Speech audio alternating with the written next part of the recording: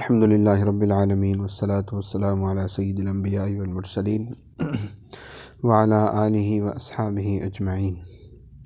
میں مولوی صدیق اکبر، YouTube channel اسرا T V سے۔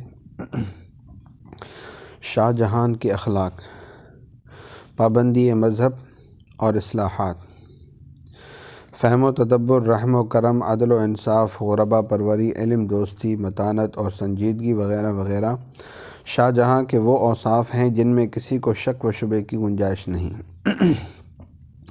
اس کی تہذیب اور متانت کا یہ حال تھا کہ ناشائستہ کلمات سے اس کی زبان ہمیشہ پاک رہی۔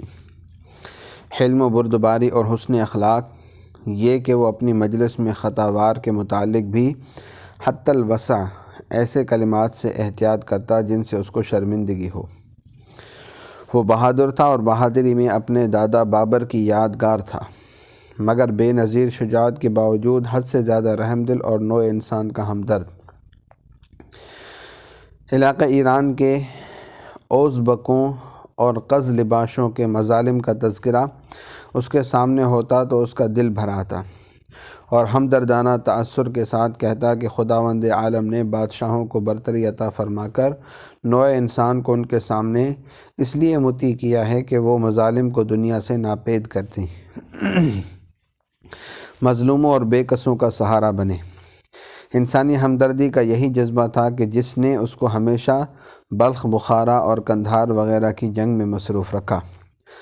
شاہ جہان کہا کرتا تھا کہ شاہی خزانے صرف اس لیے ہیں کہ باشندگان ملک کی ضرورتیں پوری کی جائیں، بادشاہ ان کے صرف امانت دار ہیں۔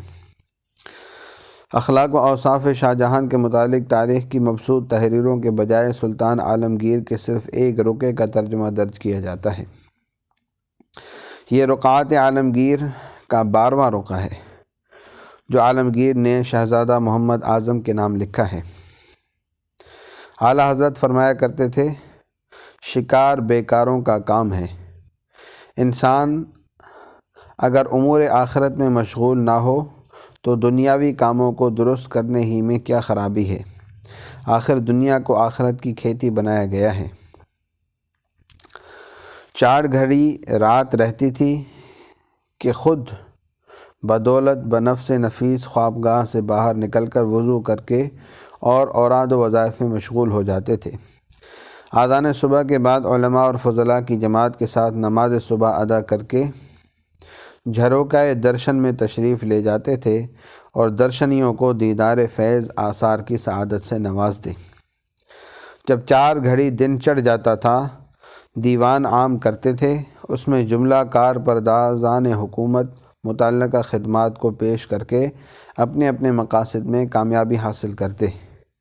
پھر گھوڑوں اور ہاتھیوں کی معینہ تعداد کو ملاحظہ فرما کر دیوان عام اور دیوان خاص میں تشریف لے جاتے، جہاں بڑے بڑے بخشی نو سرفرازان منصب جدید ملازموں کو مقرر درخواست اور بادشاہ کی نظر ثانی کے بعد حکم حاصل کرتے اور ہر ایک صوبے کے چیدہ چیدہ واقعات پیش کر کے ہر ایک کے بموجب احکام و فرامین صادر کرنے کے لیے شاہی اجازت اور حکم ناطق حاصل کرتے۔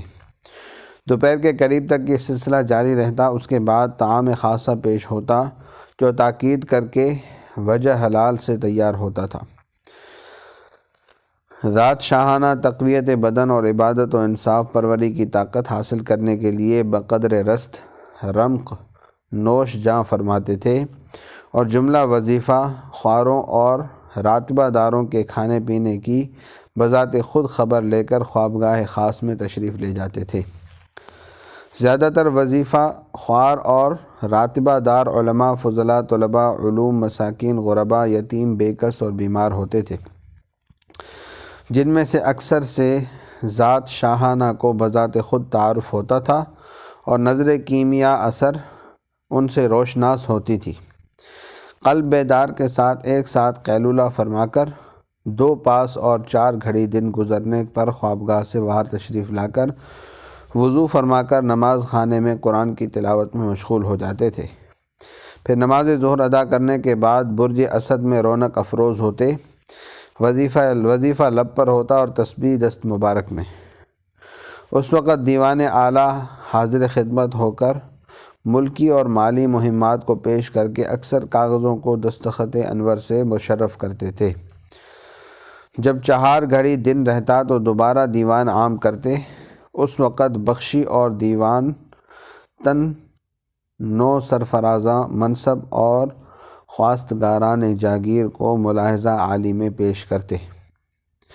حضرت ہر ایک شخص کے حسب نسب، جوہر ذاتی اور واقفیت کار کے متعلق تحقیق فرما کر پورے غور و فکر سے تعیین منصب اور تنخواہ جاگیر کے متعلق حکم فرماتے۔ شام کو دیوان عام سے اٹھ کر نماز مغرب ادا کر کے خلوت قدح خاص میں تشریف لے جاتے۔ وہاں مورخان شیریں زباں، قصہ خواں فصیح بیاں، قوالان خوش الحان اور سیاحان عرصہ جہاں حاضر ہوتے، پردے کے اندر خواتین ہوتی اور باہر مرد ہوتے۔ طبع اشرف و اعلیٰ کی رغبت کے موافق گزشتہ بزرگوں اور بادشاہوں کے حالات اور زمانے کے عجائب و غرائب بیان کرتے۔ مختصر یہ کہ حضرت نصف شب تک تمام اوقات کو تقسیم کر کے زندگی اور فرماندہی کا حق ادا کرتے تھے۔ سلطان عالمگیر اس مفصل مکتوب کے آخر میں تحریر فرماتے ہیں: چونکہ آپ فرزند کے حق میں شفقت پدری قلبی ہے مصنوعی نہیں، لہذا جو چیز اچھی ہو اور آپ فرزند ارجمند کے لیے زیبا ہو، اس کے تحریر کرنے اور اطلاع دینے میں ہم بے اختیار ہیں۔ اس وقت جو یاد آیا زبان قلم کے حوالے کر دیا، معاف دارند۔ یہ مکتوب اگرچہ نظام الاوقات ہے، مگر امور مملکت میں سرگرمی، احکام مذہبی کی پابندی، عقل حلال کی طرف کامل توجہ وغیرہ پر بھی روشنی پڑتی ہے۔ مورخین نے یہ بھی اضافہ کیا ہے کہ ہمیشہ باوضو رہتے اور اگر جواہر جیسی چیزوں کو ہاتھ لگاتے تو وضو کرتے تھے۔ حقیقت یہ ہے کہ اس قسم کے انسان کو با خدا اور ولی اللہ کہا جائے تو بالکل بجا ہے۔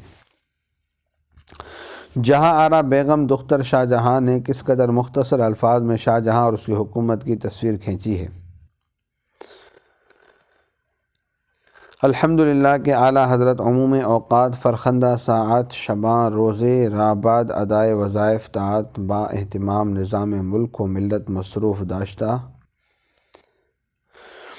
حضرت مجدد صاحب قدس اللہ سرہ العزیز کے مطالبات پر نظر ڈالیے اور پھر جہاں آرا کے الفاظ ملاحظہ فرمائیے۔ کامیابی تحریک کا کس قدر مبارک منظر سامنے آئے گا۔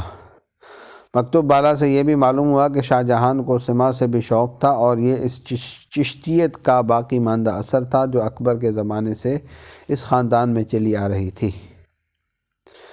بھمبھر علاقہ کشمیر میں جگناتھ کلاونت نے اپنے ہندی دوہرے سنائے۔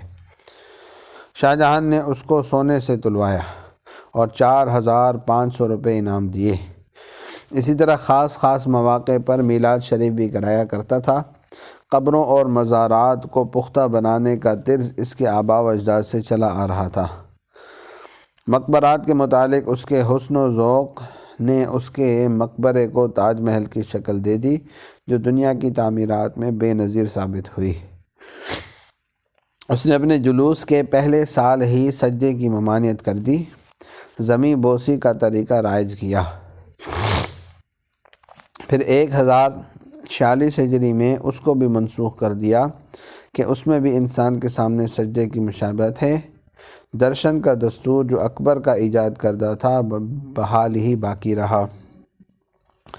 وصلی اللہ تعالی علی حبیب سیدنا محمد وعلی آلہ وصحبہ اجمعین برحمتک یا ارحم الراحمین۔